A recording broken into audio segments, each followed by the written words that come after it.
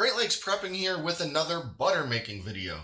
Now, a little while back, I made a video showing 3 simple ways to make butter from scratch in your own home, but this one's going to be a little bit different. It's actually going to be a little more of an experiment video. So basically, here's the story. I've been thinking about making a video to show how to make and can a bunch of ghee, that's clarified butter. But of course, to start that sort of thing, you need to begin with a lot of butter. So of course I could just go and buy a whole bunch of butter from the store, but I had this idea floating around in my head of how to make a whole lot of butter as quickly as possible. And I came up with an idea that is probably pretty stupid, but it just might be stupid enough to work. So in this video, I'm going to try making a whole lot of butter all at once using a power drill and this great big stainless steel paint or mortar mixing tool.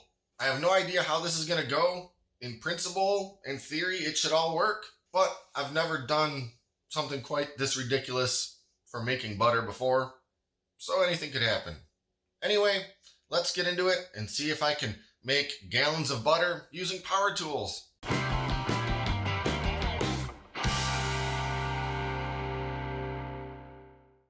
So for my butter making experiment, I'm starting off with an absurd amount of heavy cream, a little more than 3.5 gallons.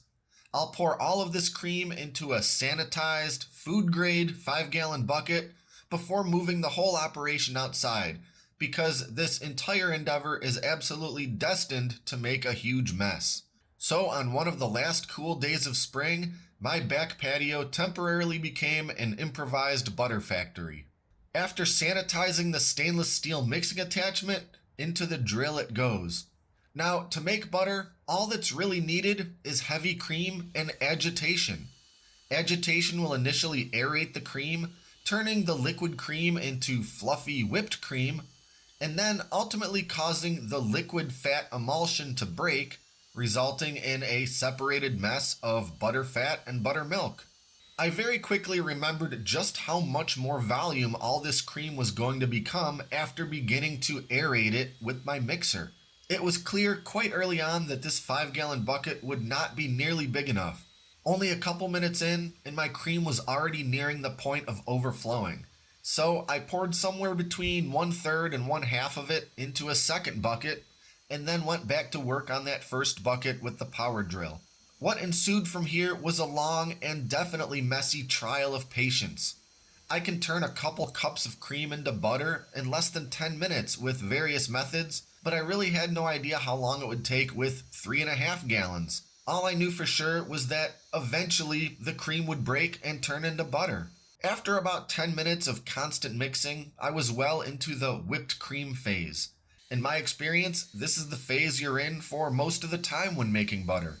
That cream just keeps getting fluffier and thicker until suddenly it breaks and you've got hunks of yellow butter swimming around in buttermilk. After another 10 minutes, my cream was definitely becoming really thick.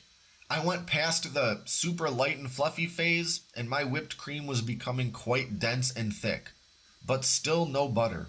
As I mentioned, when I make small quantities of butter via any number of methods, the cream seems to suddenly break and voila, butter.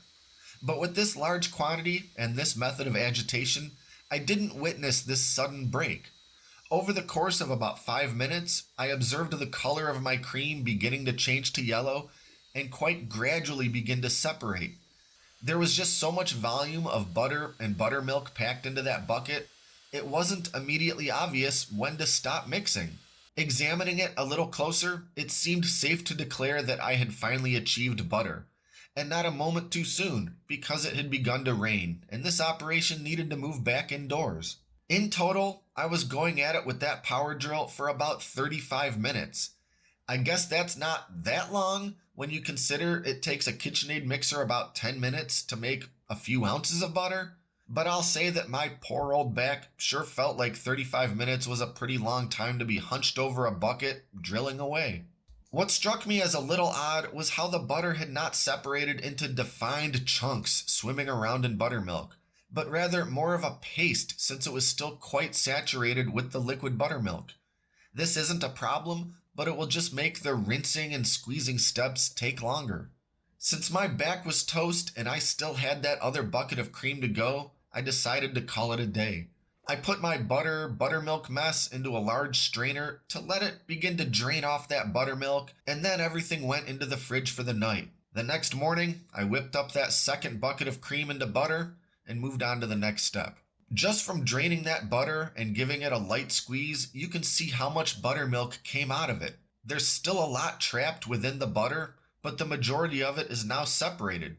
I'll set that buttermilk aside for now and work on washing the butter. As I showed in my previous butter making video, if you intend to store your butter in the freezer, or basically do anything with it other than use it right away, you have to wash it. That is, do your best to rinse and squeeze as much of that buttermilk out of it as possible. Using ice water, so the butter becomes firm and stays firm, I'll repeatedly rinse, knead, and wring my butter until the ice water is no longer cloudy or white.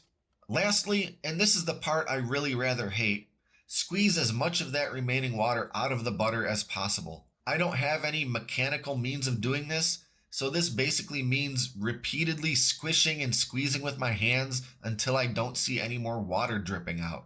I can only do a handful at a time, and doing all of this butter was pretty exhausting. Trying to wring water out of a squishy, non-solid substance is an exercise in frustration.